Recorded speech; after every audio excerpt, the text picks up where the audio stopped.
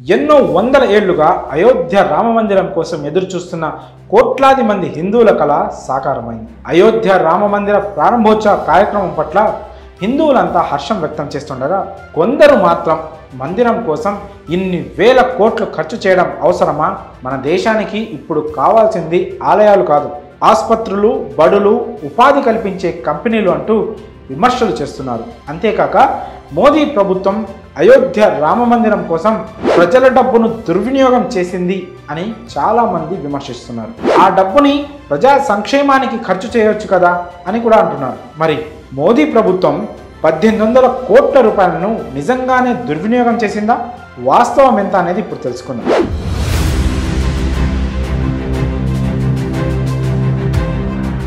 అయోధ్య రామమందిర నిర్మాణం కోసం మోదీ ప్రభుత్వం ఏకంగా 1800 కోట్ల రూపాయలు ఖర్చు చేసిందంటూ జోరుగా ప్రచారం జరుగుతోంది. అయితే అలా విమర్శలు చేసేవారు ముందుగా ఒక అంశం తెలుసుకోవాలి.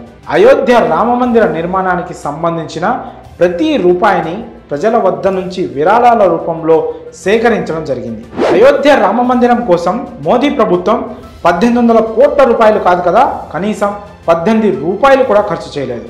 కేవలం ఒకే ఒక్క రూపాయి భూమి పూజ రోజున ఇవ్వడం జరిగింది. అదే బీజేపీ ప్రభుత్వం ఇచ్చింది. ఇక ఉత్తరప్రదేశ్ ముఖ్యమంత్రి యోగి ఆదిత్యనాథ్ అయితే 11 లక్షల రూపాయలు తన వ్యక్తిగత సంపాదన నుంచి ఇచ్చారు. మందిర నిర్మాణం కోసం ఆలయ ట్రస్ట్ విరాళాల కోసం పిలుపునివ్వగా, స్వచ్ఛందంగా కొన్ని కోట్ల మంది ప్రజలు కదిలొచ్చి తమ శక్తి మేర మందిరానికి విరాళం ఇచ్చారు. ఆఖరికి బిచ్చగాళ్లు కూడా మందిర నిర్మాణం కోసం విరాళాలు పంపడం విశేషం. మందిర నిర్మాణం ప్రారంభించిన తర్వాత విరాళాల సేకరణకు పిలుపునిచ్చారు ట్రస్ట్ సభ్యులు. కేవలం 45 రోజుల్లోనే 10 కోట్ల మందికి పైగా మందిరం కోసం విరాళాలు అందించారు. ఈ 45 రోజుల్లోనే ఏకంగా 2500 కోట్ల రూపాయలు విరాళంగా వచ్చాయి. ఇదే విషయం విశ్వ హిందూ పరిషత్ కేంద్ర ఉపాధ్యక్షుడు, శ్రీరామ జన్మభూమి తీర్థ క్షేత్ర ట్రస్ట్ ప్రధాన కార్యదర్శి చంపత్ రాయ్ విలేకరుల సమావేశంలో స్వయంగా వెల్లడించారు. అయోధ్యలో భవ్య రామమందిర నిర్మాణానికి జనవరి 14వ తేదీ 2021లో ప్రపంచంలోనే అతిపెద్ద విరాళాల సేకరణ కార్యక్రమం మొదలుపెట్టి ఫిబ్రవరి 27, 2021తో ముగించిందని తెలిసింది. అయోధ్యలో భవ్య రామమందిర నిర్మాణానికి సుమారు 18,000 కోట్లు ఖర్చు అవుతుందని అంచనా వేశారు. ఫిబ్రవరి 5, 2020 నుంచి మార్చ్ 31, 2023 మధ్య అయోధ్యలో రామమందిర నిర్మాణానికి ట్రస్ట్ 900 కోట్లు ఖర్చు చేసిందని గత ఏడాది రామ జన్మభూమి ట్రస్ట్ ప్రకటించింది. ఇందులో రామమందిరం కోసం మోదీ ప్రభుత్వం ఖర్చు చేసింది ఏమీ లేదు. ఇక దుర్వినియోగం ఎలా చేస్తారు?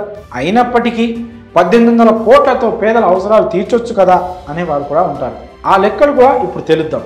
ఆయా ప్రదేశాలను బట్టి, అక్కడున్న ప్రాముఖ్యతను బట్టి ఆలయాలు, మసీదులు, చర్చిలు వంటి ప్రార్థనా మందిరాలను భారీ వ్యయంతో నిర్మిస్తుంటారు. అయితే కొందరు దీన్ని వ్యతిరేకిస్తుంటారు. అంత భారీ మొత్తం ఖర్చు పెట్టి ప్రార్థనా మందిరాలు నిర్మించే బదులు ఆ డబ్బుతో పేదలకు మేలు చేసే కార్యక్రమాలు చేపట్టొచ్చు కదా అని చాలామంది సలహాలు ఇస్తుంటారు. అయితే వారికి తెలియంది ఏంటంటే, ఈ ప్రార్థనా మందిరాల వల్ల ఎంతోమందికి ఉపాధి దొరుకుతుంది. వాటి వల్ల కోట్ల రూపాయల వ్యాపారం కూడా జరుగుతుంది. ప్రత్యక్షంగా ఆలయం నుంచి, పరోక్షంగా ఆలయ చుట్టుపక్కల ఉన్న దుకాణాల నుంచి ప్రభుత్వానికి కూడా ఆదాయం వస్తుంది. పైగా ఇది ఒక్కసారి మాత్రమే జరిగే ప్రక్రియ కాదు సుమి. నిత్యం వందలు వేల మంది భక్తులు వస్తుంటారు.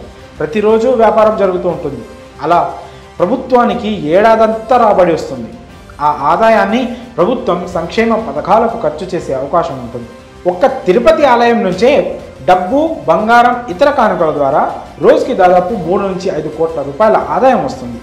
ఏడాదికి 1000 నుంచి 1200 కోట్లు వస్తుంది. ఈ లెక్కన దేశంలో ఉన్న ఆలయాల నుంచి ఎంత వస్తుందో అంచనా వేయండి. ఈ సొమ్మంతా దేవాదాయ శాఖకు వెళ్తుంది. ఈ డబ్బునే ఆయా రాష్ట్ర ప్రభుత్వాలు సంక్షేమ పథకాలకు ఖర్చు చేస్తుంటాయి. అయోధ్య రామమందిర విషయంలో కూడా జరిగేది ఇదే.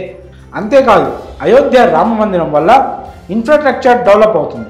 ఎంతోమంది చిరు వ్యాపారులకు ఉపాధి దొరుకుతుంది.